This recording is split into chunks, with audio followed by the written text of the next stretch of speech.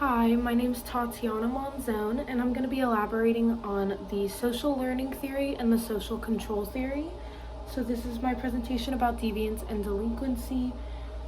So for the social learning theory, it was developed by Albert Bandura, and it talks about the three main concepts of delinquency and why the emotions and why they affect and why people commit crimes. So it talks about how observation, imitation, and modeling are definitely a big concept within the social learning theory, because they say that when one person is influenced by another, they tend to copy those actions.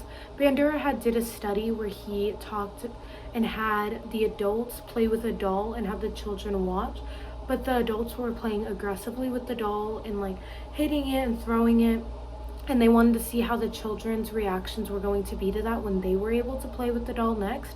So when the children went and played with the doll, they were aggressive towards them because it was a learned behavior from the adults about how to play with them.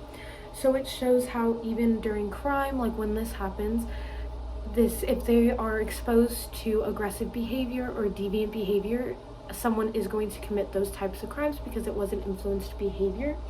And how it's used in the criminal justice system is because, like, since we know that all the criminal behavior is a learned behavior, they're going to know how to understand the crime better. And it does show that even when they're in the prison system, if they're aggressive, it is typically a learned behavior because everyone in the prison system is aggressive and they all had that learned behavior. So hopefully they can teach them to not have that aggressive behavior and stop the crime. And then the next one is social control theory, and this one was developed by Travis Hirschi, and it talks about how family, school, other aspects, they all have bonds, like a tie together, and it explains why a person would commit a crime. So if they're all tied together and the person has a strong tie with their family, friends, a strong bond with them, they're less likely to want to participate in deviant behavior because they're not going to want to affect anything in their family. But Hirschi definitely says that if the bond is weakened at all, this would be a reason as to why they would partake in deviant behavior, because they don't have those strong ties to hold them steady. And how it is shown in the criminal justice system, it does show that they use a disciplinary social control in the prisons to try and keep and rehabilitate the prisoners.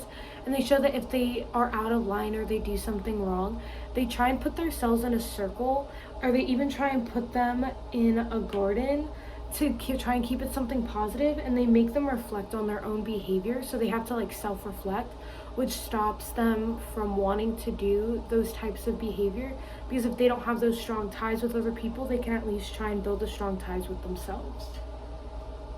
So the difference between both of these is going to be how in social learning theory, it talks about the factors that push or lead someone to cause and commit a crime. However, in the social control theory, it's going to talk about the ways to decrease crime and keep them from wanting to start the crime or even participate in deviant behavior. Thank you for listening.